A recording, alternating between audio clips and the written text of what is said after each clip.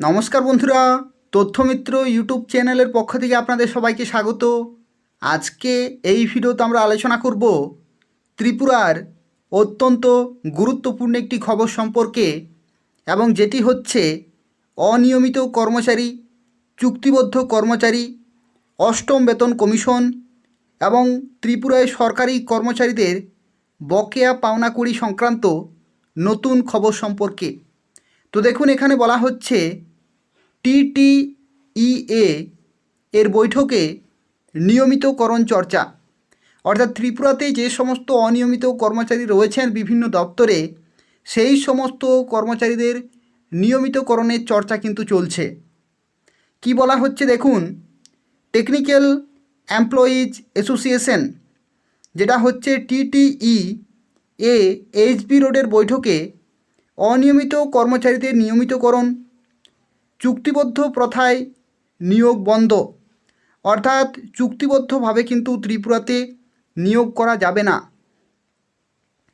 তার সাথে সাথে অষ্টম বেতন কমিশন কার্যকর করা এবং বকেয়া 22% ডিএ দেওয়ার জোরালো দাবি করেছেন নেতৃত্ব।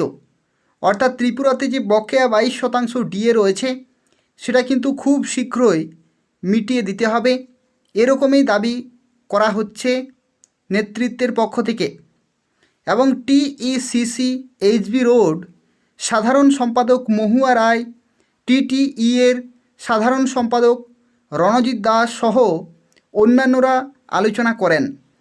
সংবাদ মাধ্যমকে টিটিইএ এইচবি রোডের যুগ্ম সম্পাদক সঞ্জয় মিত্র বলেছেন যে আলোচনাক্রমে গৃহীত সিদ্ধান্তগুলো হলো আগামী 31 মার্চের মধ্যে প্রত্যেক লোকাল এবং বিভাগীয় কমিটিগুলোকে সাধারণ সভা করে 19তম রাজ্য সম্মেলনের চূড়ান্ত পাক প্রস্তুতির জন্য কর্মী সদস্যের ওয়ার্ম আপ করার উদ্যোগ নিতে হবে।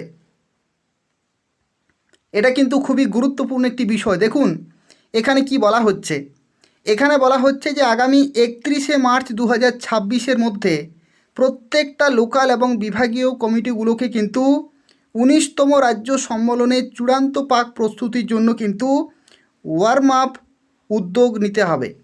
আগামী এপ্রিল ও মে মাসের মধ্যে 9টি লোকাল এবং 22টি মহকুমা কমিটিগুলোতে সভ্যপদের ভিত্তিতে অবশ্যই সম্মেলনের কাজ শেষ করা হবে। আগামী জুলাই মাসের মধ্যে প্রথম সপ্তাহে বন্ধের দিনে একদিনের 19তম রাজ্য সম্মেলন আগরতলায় অনুষ্ঠিত করা হবে। বর্তমান পরিস্থিতি নিরিখে টিইসিসিএইচবি রোড এবং এআইএসজিএফ এ সময়ে যেসব কর্মসূচি গ্রহণ করবে বা করেছে, তাতে বিভাগ লোকাল সদস্যগণ সক্রিয় অংশগ্রহণ করবে এবং মতাদর্শের সংগ্রামকে শক্তিশালী করতে কিন্তু হবে অবশ্যই। সংগঠনের বিভাগ ও লোকাল কমিটিগুলো নিয়মিত সভা করে আমাদের দাবি দাওয়াগুলো নিয়ে তৎপর হতে হবে। অর্থাৎ যে সমস্ত দাবি দাওয়াগুলি খুবই গুরুত্বপূর্ণ রয়েছে বর্তমানে, সেই দাবি দাওয়াগুলোকে কিন্তু তুলে ধরতে হবে। রাজ্যের টেকনিক্যাল কর্মচারীদের সাথে নেতৃত্ব নিরবিচ্ছিন্নভাবে ফোন আলাপে যোগাযোগ রক্ষা করতে হবে। বিভিন্ন প্রগতিশীল পত্রপত্রিকা সংগঠনের কর্মী রাখা ও পাঠের মাধ্যমে নিজেদেরকে সুযোগ্য করে তোলার কাজ অব্যাহত রাখা। আগামী 12ই ফেব্রুয়ারি দেশব্যাপী ধর্মঘটকে সফল করতে সংগঠন সর্বতোভাবে উদ্যোগ নিয়ে লোকাল ও মহকুমাতে ধর্মঘটের প্রেক্ষাপট ও কারণগুলো নিয়ে সভা, টেবিল টক এবং আলোচনা সভা ইত্যাদি জারি রাখতে হবে। ধর্মঘটকে সফল বাস্তবায়নে সমস্ত ধরনের উদ্যোগ নিতে হবে ইত্যাদি। সাংগঠনিক বৈঠকের পর সংগঠনকে আরও বেশি শক্তিশালী করার উপর জোর দিয়েছে নেতৃত্ব। উল্লেখ্য যে এই বৈঠকে সভাপতিত্ব ছিলেন সংগঠন সভাপতি শম্ভু চন্দ্র দেববর্মা।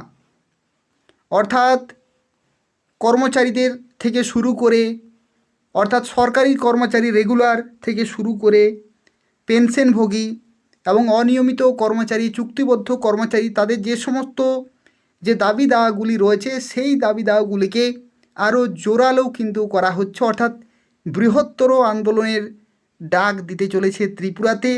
প্রত্যেকটি জেলায়, প্রত্যেকটি জায়গায় এই জোরালো আন্দোলন কিন্তু হতে চলেছে ত্রিপুরাতে, যাতে প্রত্যেকটা কর্মচারী তাদের বকেয়া থেকে শুরু করে তাদের যে প্রাপ্য, অর্থাৎ তাদের যে দাবি, সেগুলো যাতে বাস্তবায়নে রূপায়িত হয়, তার জন্য কিন্তু জোরালো দাবি উঠছে ত্রিপুরার প্রত্যেকটি জায়গা থেকে।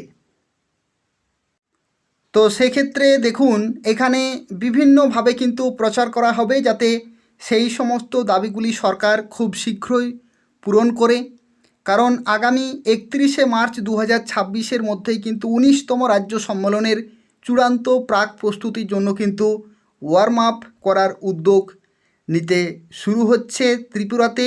এবং আগামী এপ্রিল এবং মে মাসের মধ্যে 9টি লোকাল এবং 22টি মহকুমা কমিটিগুলোতে সভ্যপদের ভিত্তিতে অবশ্যই সম্মেলনের কাজ কিন্তু শেষ করা হবে।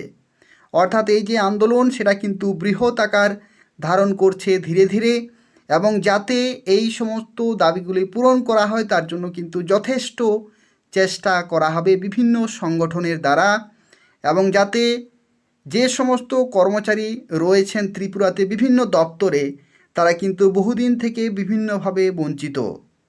ত্রিপুরা হাইকোর্ট ঐতিহাসিক রায় দিয়েছে যে সমস্ত ফিক্সড পে কর্মচারী, তাদেরকে কিন্তু পূর্ণ বেতন দিতে হবে। অর্থাৎ ফিক্সড পে রাখা কিন্তু যাবে না, এটা অসাংবিধানিক। এই রকম অসাংবিধানিক কাজ কিন্তু হয়ে আসছে ত্রিপুরায় কর্মচারীদের উপর। এবং যাতে সুষ্ঠুভাবে এবং সঠিক নিয়মে তাদেরকে বেতন প্রদান করা হয়, যাতে তারা বকেয়া প্রত্যেকটা পাওনা কড়ি ফিরে পায়, তার জন্য কিন্তু যথেষ্ট চেষ্টা এবং জোরালো আন্দোলন চালিয়ে যাচ্ছে বিভিন্ন সংগঠন। তো এই হচ্ছে আজকের অত্যন্ত গুরুত্বপূর্ণ একটি খবর ত্রিপুরায় প্রত্যেকটি কর্মচারী সংক্রান্ত। আর আগামী দিনে যা কিছু নতুন নতুন খবর আসবে আমি আপনাদের এই চ্যানেলের মাধ্যমে জানিয়ে দেব। তো সেক্ষেত্রে অবশ্যই তথ্যমিত্র চ্যানেলটি সাবস্ক্রাইব করে রাখুন। এই তথ্যমিত্র চ্যানেল থেকে ত্রিপুরার প্রত্যেকটি সরকারি কর্মচারী, চুক্তিবদ্ধ কর্মচারী, অনিয়মিত কর্মচারী থেকে শুরু করে আরও নতুন নতুন খবর আপনারা এই চ্যানেল থেকেই পেয়ে যাবেন। তো সেক্ষেত্রে তথ্যমিত্র চ্যানেলটি অবশ্যই প্রত্যেকেই সাবস্ক্রাইব করে রাখুন। ধন্যবাদ।